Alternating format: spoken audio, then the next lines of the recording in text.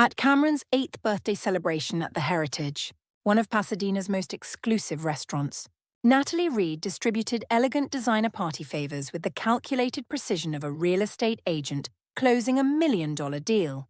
She moved through the private dining room with practiced grace, her smile bright and artificial as she personally handed each child their carefully curated gift bag.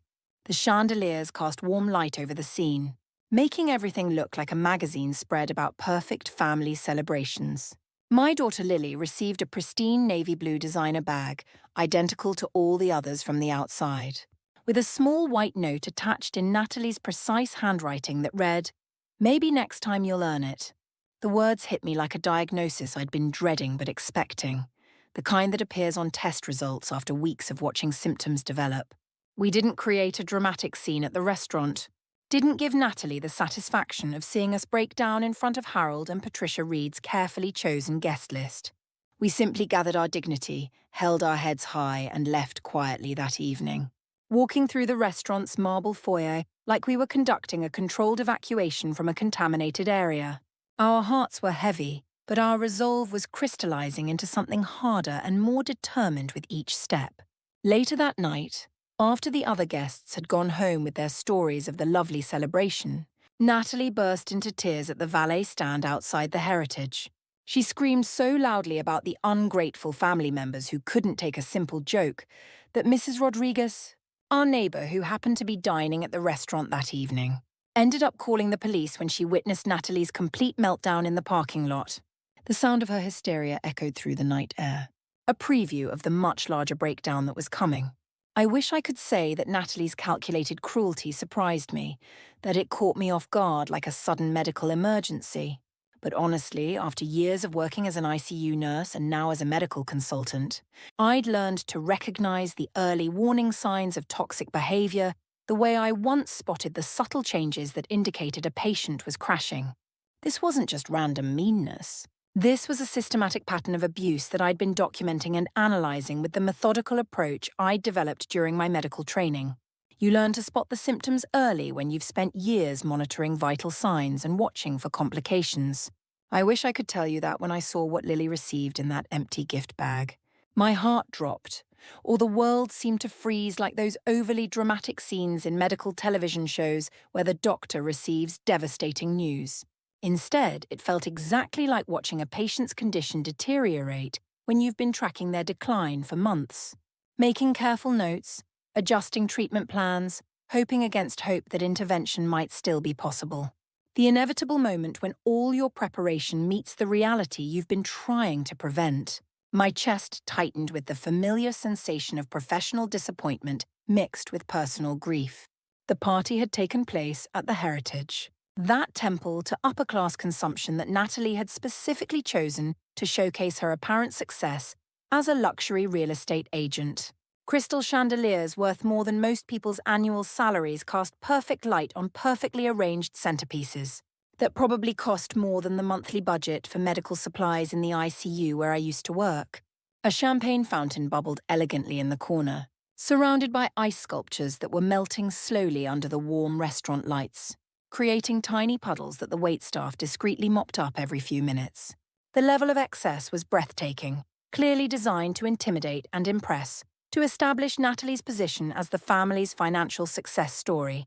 Cameron, now 8 years old, wore a custom-tailored blazer with "Future CEO" embroidered in gold thread on the pocket, a piece of clothing that probably cost more than most families spend on their children's entire back-to-school wardrobe.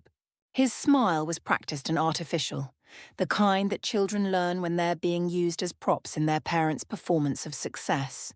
I felt sorry for him, trapped in his mother's need to prove her superiority, forced to play a role in a drama he didn't understand. Children wandered around the private dining room clutching luxury gift bags like they contained life-saving medications. The bags themselves were works of art, custom designed with gold foil lettering and silk ribbons, each child's name carefully calligraphed in elegant script. Parents watched their children with the satisfaction of people who had successfully purchased their way into an exclusive club, their smiles reflecting their relief at being included in Natalie's inner circle. The whole scene felt like a medical procedure performed for show rather than healing, all technique and no heart. Lily held onto her poetry journal, the leather-bound notebook where she writes her thoughts about colours and feelings, dreams and observations about the world around her. She's 8 now, old enough to understand social hierarchies, but young enough to blame herself when she doesn't fit into them perfectly. Her developmental stage makes her particularly vulnerable to this kind of psychological manipulation, and I felt my protective instincts surge as I watched her try to navigate the complex social dynamics of the Reed family gathering. She wore the constellation dress she'd picked out herself that morning, navy blue fabric dotted with silver stars that caught the restaurant's lighting. In her words, it made her feel like she was wearing the night sky, like she was wrapped in the universe itself. The dress represented everything I loved about her creativity and imagination, qualities that the Reed family consistently failed to appreciate or understand. She'd been practicing her social skills before we arrived, rehearsing potential conversations in the car the way I used to practice patient interactions during my nursing clinicals. Her preparation was methodical and touching, evidence of how seriously she took these family gatherings, despite their history of disappointment. I'd watched her run through different scenarios. Different ways to say hello, different responses to potential questions about school and art class. Her dedication to getting it right made my heart ache with pride and protective fury.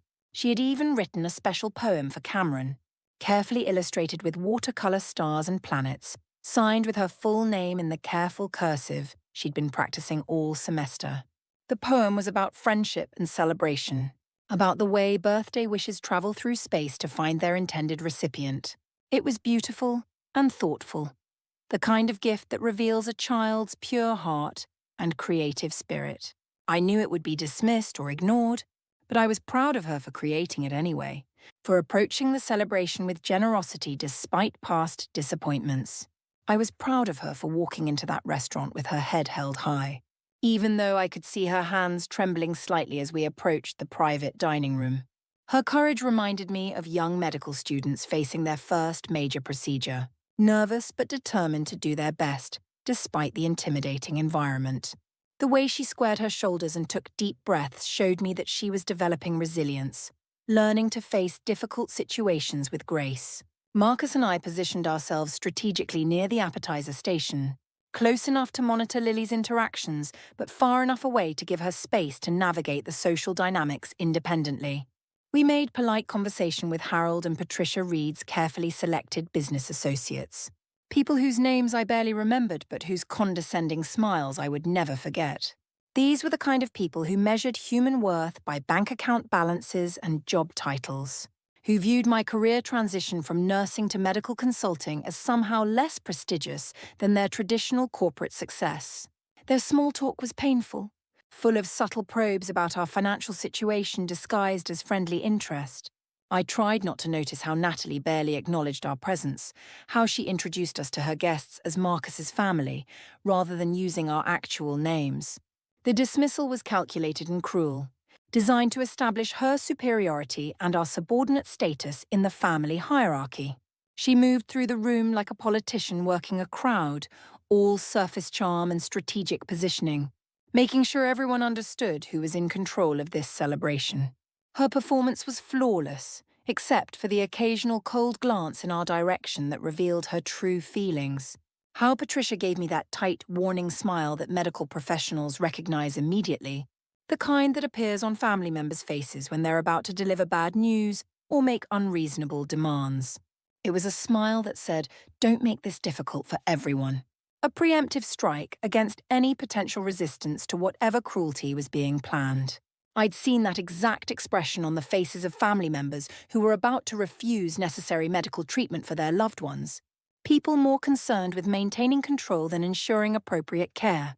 How Harold offered a brief dismissive nod before returning his attention to his phone, scrolling through what looked like stock reports with the intensity of a surgeon reviewing pre-operative imaging.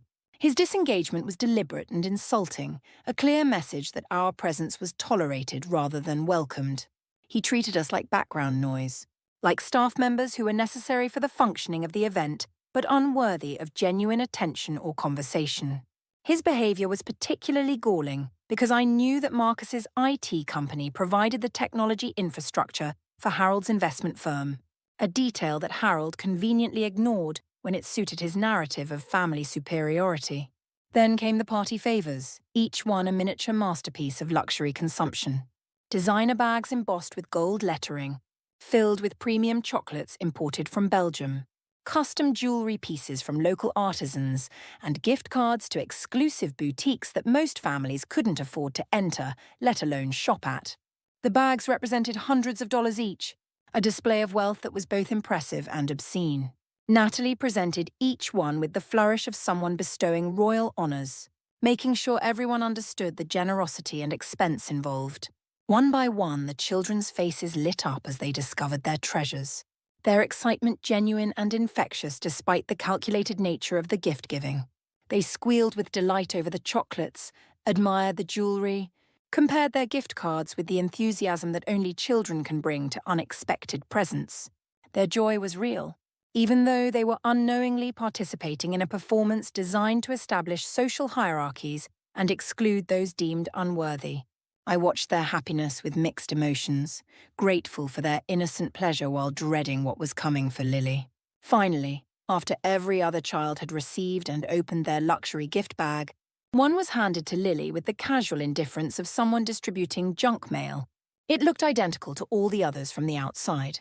The same elegant navy blue paper with gold ribbon, the same careful attention to presentation. But when she opened it with the same anticipation as all the other children, her face changed in a way that made my medical training kick into high alert. Empty. Completely and utterly empty except for a small white card with Natalie's precise handwriting. Maybe next time you'll earn it. Lily stared into the void of that beautiful bag like she was trying to diagnose what had gone wrong. Like maybe there was some medical explanation for why her bag contained nothing while everyone else's overflowed with expensive gifts. Her confusion was heartbreaking, the expression of a child trying to process a cruelty that made no logical sense. She reached deeper into the bag, hoping perhaps something had settled to the bottom. But her small fingers found only empty space and the cruel weight of intentional exclusion. The bag mocked her with its beautiful exterior and hollow interior. A perfect metaphor for the Reed family's approach to love and acceptance. I watched her swallow hard, the way patients do when they're trying not to show pain during a difficult procedure. Her throat worked as she fought back tears, her 8-year-old mind struggling to understand what she had done to deserve this public humiliation. She looked over at me with those artist's eyes that see colour and beauty in everything, now filled with confusion and hurt so deep it made my chest physically ache. It was the look of someone who thought they might have forgotten some crucial social protocol, some unwritten rule about earning love and acceptance from family members. Then the adults laughed and my medical training kicked in automatically, analysing their behaviour like symptoms of a toxic family system that had finally revealed its true pathology. The sound of their amusement was sharp and cruel, echoing through the elegant dining room like breaking glass. Natalie was the first to break into that performative laugh she uses when she wants to establish dominance in any social situation. It was that calculated sound she makes when she's closing a difficult real estate deal and needs to put a challenging client in their place. Cold and professional, but unmistakably hostile. Her laugh filled the private dining room like poison gas, contaminating the atmosphere and making it hard for anyone with a conscience to breathe normally. She's been a bit challenging lately, she announced to the assembled guests, her voice carrying the tone of a medical professional discussing a difficult patient, clinical and dismissive. Too sensitive, too artistic, crying over small things that normal. Well-adjusted children handle just fine. This is just a gentle reminder that not everyone gets rewarded for simply existing in this world. The words hit me like a physical blow, each syllable designed to wound and humiliate my daughter in front of an audience of virtual strangers. This wasn't family discipline. This was psychological warfare conducted with the precision of someone who understood exactly how to inflict maximum damage. Natalie's smile was predatory as she delivered her verdict, clearly savouring the power she held over both Lily and me in that moment. Patricia chuckled, actually chuckled with genuine amusement, as if emotional abuse were a parenting technique worthy of praise and admiration. It's character building, she declared with the confidence of someone who had never questioned her own methods or considered their impact on vulnerable children. Victoria coddles her far too much, treats her like she's made of glass instead of teaching her how to handle the real world. Her words carried the weight of years of criticism. All the times she'd questioned my parenting choices and found them inadequate according to her impossible standards. Even Harold managed a grunt of agreement, as if an 8-year-old child deserved public humiliation for the crime of being sensitive and creative. His response was lazy and thoughtless, the reaction of someone who couldn't be bothered to engage with the actual situation but felt obligated to support the family's established power structure. He didn't even look up from his phone, treating my daughter's emotional devastation as background entertainment. The other adults joined in, their laughter creating a chorus of cruelty that echoed through the elegant private dining room like a symphony of social violence. These were supposedly educated, successful people, reduced to participating in the systematic humiliation of a child because they were too weak or too invested in the social hierarchy to object. Their laughter revealed everything I needed to know about their character, or rather their complete lack of character.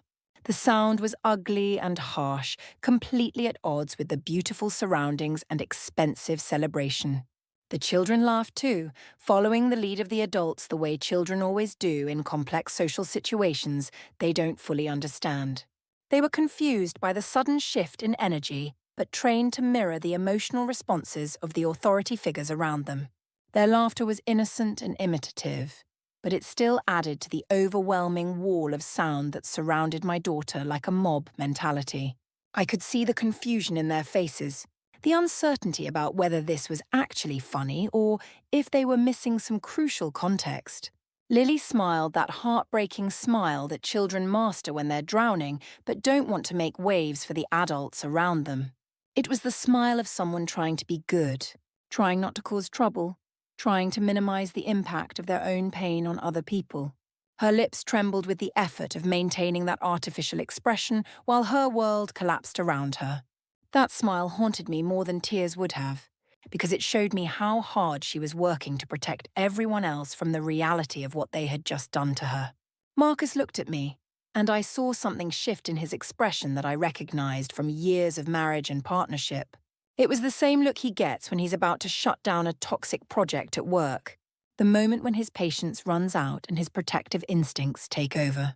His jaw tightened almost imperceptibly, and I could see him making the same kind of strategic calculations he uses when dealing with dysfunctional corporate systems. We had discussed this possibility, prepared for this exact scenario, but experiencing it was different from anticipating it. He knelt beside Lily with the gentle precision of someone defusing a bomb, carefully took the empty bag from her trembling hands and said in his calm, steady voice that carries absolute authority, "You don't need this emptiness, sweetheart. Let's go find something real and meaningful." His words were chosen carefully, designed to comfort Lily while simultaneously delivering a message to the adults about the value of their cruel gift. He wrapped his arm around her shoulders in a gesture that was both protective and dignified, shielding her from further psychological assault. We stood up in perfect synchronization, like we'd rehearsed this moment our entire marriage. Like we were executing a carefully planned military evacuation. Our movements were deliberate and controlled, designed to maintain our dignity while extracting our daughter from a hostile environment. I didn't say a word, didn't offer explanations or apologies, didn't give them the satisfaction of seeing us argue or plead for different treatment. Neither did Marcus. We had learned long ago that engaging with toxic family members only feeds their need for drama and control. We each took one of Lily's hands and walked out of that restaurant like we were evacuating a contaminated area, our steps measured and purposeful. The marble floors of the Heritage echoed with our footsteps as we moved through the dining room, past tables of other families celebrating their own special occasions with genuine love and joy. The contrast was stark and painful, highlighting everything that was missing from our own family celebration. But our exit was dignified, controlled, and final. No one tried to stop us, no one called after us with apologies or explanations, not even Natalie. They just watched us leave in stunned silence, probably relieved that the difficult family was removing itself from their perfect celebration. Their silence spoke volumes about their character and their priorities. confirming everything I had suspected about their capacity for empathy and love. The fact that not one adult in that room attempted to intervene or apologize told me everything I needed to know about the system we were leaving behind. At home, our house felt like a sanctuary after the toxic atmosphere of the restaurant, warm and safe and filled with genuine love. Lily sat on our comfortable couch and stared at her handmade poem for Cameron like it might transform into an explanation for what had just happened to her. The poem was beautiful, written in her careful handwriting and illustrated with watercolor galaxies, a testament to her creativity and generous heart. She looked at it with the confusion of someone trying to understand why her gift of love had been met with calculated cruelty. She asked in her small, careful voice that broke my heart into 1,000 pieces. Was it because my poem wasn't good enough? Did I forget to say something important that made them angry with me? The questions revealed the way children internalize adult cruelty, automatically assuming that they must have done something wrong to deserve such treatment. Her willingness to blame herself for their abuse was both heartbreaking and infuriating. Evidence of how toxic family systems condition children to accept responsibility for adult failures. I knelt down to her eye level, the way I used to when explaining complex medical procedures to pediatric patients, making sure she could see the truth and sincerity in my eyes. "No, baby," I said with all the conviction I could muster. "It wasn't because of anything you did or didn't do. Your poem is beautiful, and you are beautiful. And what happened tonight was about the adults forgetting how to recognize beautiful things when they see them." I needed her to understand that this cruelty was about their limitations. Not her worth, though I knew it would take time for that message to really sink in. She nodded with the serious expression that children get when they're processing important information, pressed her poem against her chest like it might protect her heart from future attacks. The gesture was both heartbreaking and hopeful, showing me that she was choosing to value her own creativity over their rejection. Her ability to hold on to her sense of self in the face of such deliberate cruelty gave me hope that we could help her heal from this experience. She fell asleep on the couch that night, wrapped in the weighted blanket Marcus bought her for anxiety management, the one with glow-in-the-dark constellations that helped calm her sensory processing issues. The blanket was a practical solution to her needs, the kind of accommodation that the Reed family would have mocked as enabling or overprotective. But seeing her peaceful face as she slept under those artificial stars reminded me that love means meeting people where they are, not forcing them to conform to arbitrary expectations. I sat in our kitchen while Marcus prepared chamomile tea with the methodical care he brings to everything he does, both of us processing what had happened with the quiet efficiency of medical professionals documenting a critical incident. The familiar ritual of tea-making was soothing, a return to normalcy after the surreal cruelty of the evening's events. We didn't need to discuss the situation extensively.